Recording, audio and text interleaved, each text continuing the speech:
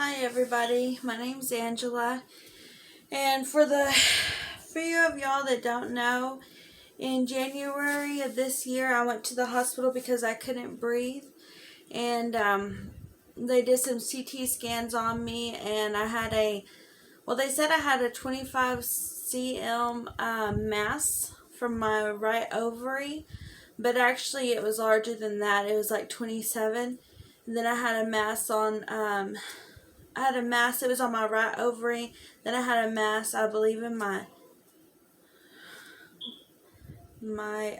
somewhere else. I had two masses, but one weighed 10 pounds. I had surgery. I had cancer. I had uterine cancer and ovarian cancer. I haven't done my chemo yet. I still have to do chemo. I just got off my wound vac. I was on a wound vac for 2 months. What happened was after I had January the 27th, I went to the hospital. I couldn't breathe. I had no energy, and I was in so much pain. I couldn't stand it. So I went to the hospital, and then I had been bleeding for a couple of years. And just for a couple of years, every day, it got so bad I was having to wear diapers. And the bleeding was so bad. And then in January the 27th, it got so bad I couldn't stand it. I had to go to the hospital. And then they didn't know what was wrong with me, so they sent me back and forth to these different departments at Parkland. So anyways, then they finally I was fixing to leave because I thought, well, they were going to make me wait again. I was like, I can't do this. So I was fixing to leave. I told them, I said, I'm leaving. And the nurses said, it was so weird. They said, just stay, just for a second. And they were so sweet to me. I'm so glad I stayed. So I stayed. And then they put me in a room. And then the doctor came in. A lady doctor came in. And then she was pressing on my stomach up under my breast, like right here. I felt like I had something up right here underneath me. It was like taking up my whole stomach. It was so painful. She was touching my stomach, and I was just crying. I was in so much pain. She said, this is not normal. She said, I'm going to get the doctor, the main doctor, I guess. So she went and got the main doctor, and they ordered me two CT scans. So I had two CT scans that night. And then in like a week or so, they had me come back to the hospital, and they did the CA-125 test, blood work. I believe they did that. The levels were just crazy high. And then anyways, a specialist came in, and they were talking to me. I think they already knew I had cancer, but they were talking to me about having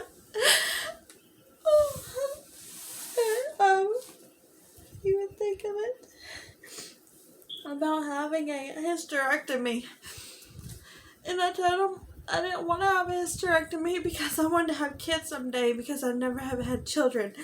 But anyways, they said they did a biopsy on my uterine, but they couldn't do a biopsy on the mass on my ovary. But anyways, they strongly suggested that I had a hysterectomy, a full hysterectomy. They told me they would probably have to take out part of my colon. I think it's an omentum or something, where they take out some fat layer in your stomach around your everything down there. They did a full hysterectomy where they took everything out. I told them I didn't want them to. At first, I wasn't for sure. I didn't want them to take out my ovaries and stuff, because I still wanted to be able to maybe have children one day. And they said, the doctor just told me very, very just strongly, she said, listen, I don't think you get it. She said, if we don't do this, you may not be around to even be around for yourself, more or less to have children. So there you go. So they set surgery up for March the 1st. And the night before March the 1st, I was in so much pain because I couldn't take no pain medicine or anything to stop it. I couldn't even sit down. I was just all night long. I was in so much pain. It was unbearable. Anyways, that day, the day before I was supposed to have surgery on March the 1st, I never had prayed in tongues, and I've always wanted to pray in tongues ever since I received the baptism in the name of Jesus Christ for the remission of my sins, like it says in Acts 2:38. Well, anyways, I was upstairs in my bedroom and I was praying, I was praying to the Lord, and I was just standing up. I was praying, lifting up my voice to Him, and then what happened was just fire came through my veins. Fire came through my veins. I felt fire throughout my whole body, and fire stayed right here on my thyroid. When they did my CT scans before, I have 2 things on my thyroid, and they think it's cancer also. And then something on my chest and my stomach is nodules, different nodules. But anyways, it was funny because the fire came through my body, and I feel like the Lord healed me. And then I have fire on my thyroid, right here on my thyroid. It was fire. It was hot for a couple hours after this, and I feel like the Lord healed me. Because the next day when I went to the hospital, they told me if they could only see so much on the CT scan, and they said if it is worse than what they thought, because they can only see so much on the CT scan, they'll just have to sew me back up, and there's nothing that they can do. So it was pretty bad. I know it was bad because all the signs were there. I had been bleeding every day since 2016, and this is now 2021. It was bad. I was too busy. I couldn't go to the doctor. I was taking care of people. I didn't have the money, so I didn't go get help like I should have went and got help. But I know the Lord healed me. I don't care what anybody says. I know the Lord healed me. In the depth of my soul, I know He healed me. So anyways, I went and had surgery. I prayed that the Lord would just give the surgeons just the confidence they needed, and just that they would be able to do a good job on me and stuff. They told me that they would probably have to take out my colon. It was just a lot of stuff. But anyways, when I went to have surgery that day, I was scared to death, but I went through it. I went and had the surgery done, and they removed everything, and they also removed the 10-pound tumor that was 27 and something centimeters, which was very large. They said it was like I was in my second trimester, and it was crazy. So they removed that, and I was in the hospital for about 5 days. And then I went home, and then after I went home, everything seemed to be going good. I thought it was going wonderful, and then I went to the restroom a couple times, and when I went to the restroom, I know one thing that happened. I was taking those pain pills, and the pain pills made me so constipated I couldn't stand it. And then I hate pain pills. I hate them. I just prefer not to take them. Anyways, I took the pain pills they gave me, and it tore me up. And then anyways, I guess I pushed or something too much my stomach, because then it was just draining. I went to use the restroom, my stomach was draining on the floor, so I was just so scared. I was in a panic. I went to the emergency room, and they said, "Oh, you're fine. And they sent me home. That happened. So the second time it happened, I just thought, okay, I'm fine. They'd already sent me home. So then I was supposed to go to the doctor like 2 weeks later to get my my staples removed. I had 60, how many staples was it? Like 68 staples? I don't know. I had a ton of staples. So I went to get the staples removed, and I was laying there. She was removing my staples. And while she was removing my staples, she didn't tell me that she went and got another doctor and stuff, and they were all there, and they were just she was getting these pads and stuff she was putting on me, and they were just soaping up all this liquid. And I was like, what the heck's going on here? Anyways, I looked down, and then my stomach's all the way halfway open. I was just having a panic attack. I was like, oh my gosh, what is going on here? So my stomach was open, and they said, we're going to readmit you to the hospital. I thought, oh my gosh. No, I thought I was doing so good. It was a nightmare. I thought I was going to have a nervous breakdown when they said that to me. But I had to stay in the hospital for, I was there. They readmitted me into the hospital. I said, can I go and get my mom my house keys and talk to her? I thought I really felt like I was going to lose it. I really did. But anyways, I went downstairs. I was just crying and stuff, and I just thought I did not want to be readmitted to the hospital. But anyways, they readmitted me. I went and talked to Mama, hugged her and stuff, and we just drove around the hospital, and then she brought me back. And I just thought, then that kind of made me feel a little better. I thought, okay, I can do this now, but I felt like I couldn't do it. I didn't have the strength to do it. I'd go back to the hospital again. But I did it, and then I was in the hospital for a few days. They said, they said, we're going to see if we can get you approved for a womb vac. They said, if not, you'll just have to dress it yourself. But anyways, I was approved for a womb vac, that little machine. So I was approved for that, but the night before I was supposed to go home, my fever just kept on going up. It was Thursday. So then the doctor ordered she ordered a CT scan before I went home on Friday. So I thought, dang, why are they doing this to me? So I had the CT scan done, and the CT scan said I had 2 abscesses.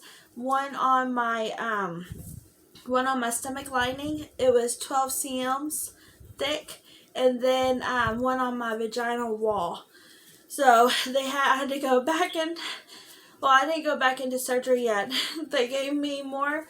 They gave me antibiotics, IV antibiotics, and what else did they give me? They just gave me IV antibiotics.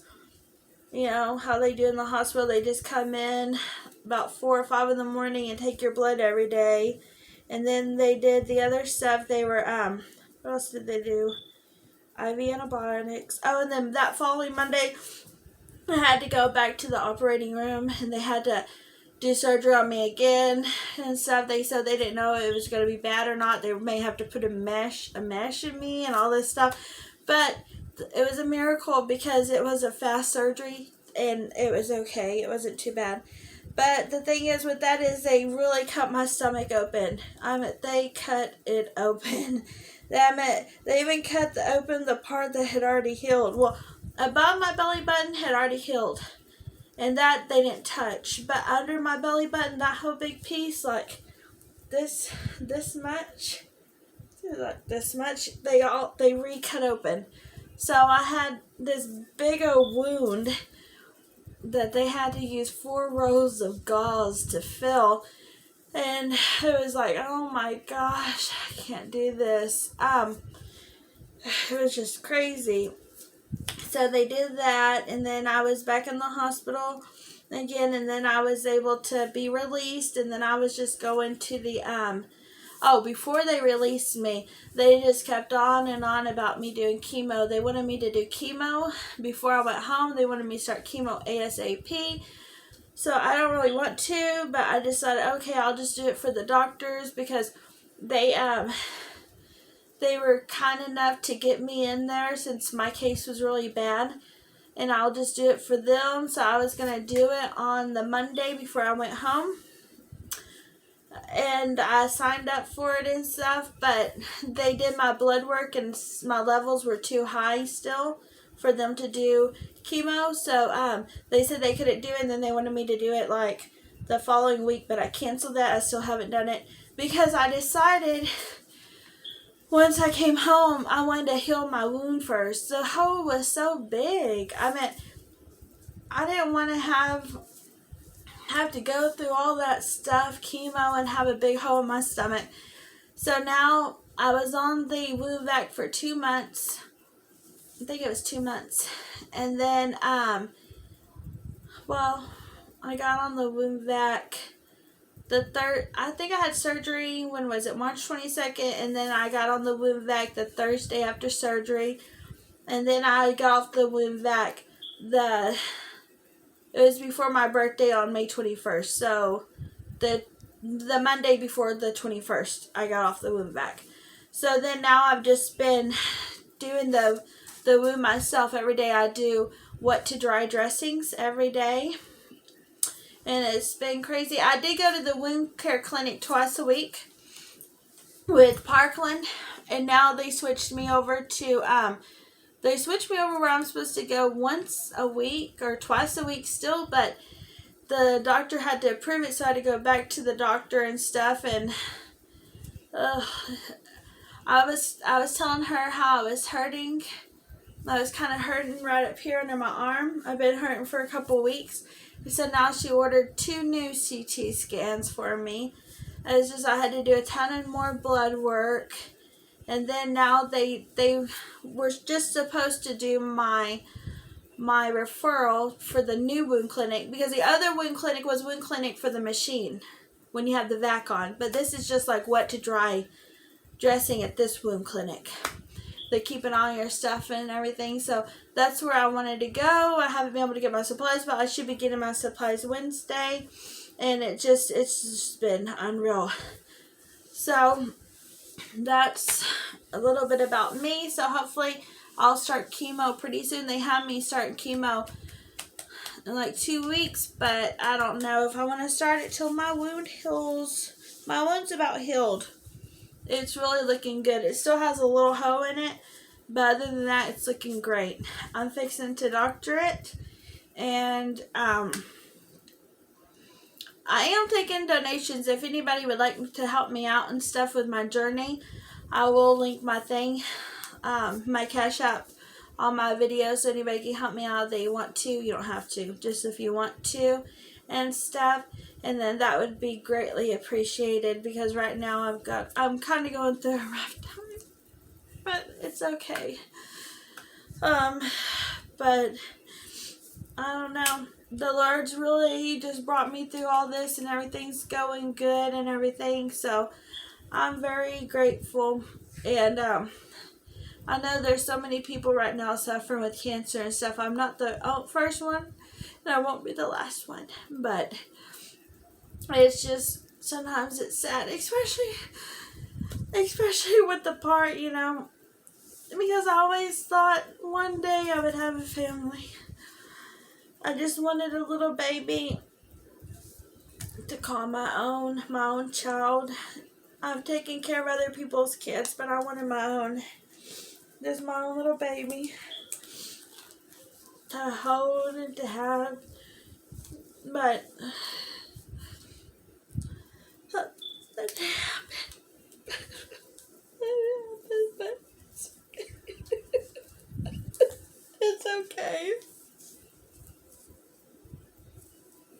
I just feel sad sometimes. I feel really sad, but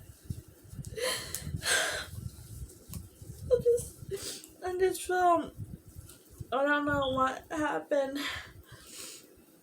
I wish I would have had the money to have gone to the hospital before, but I was so busy, I couldn't do it. I was taking care of people, and they needed me. I could have left them.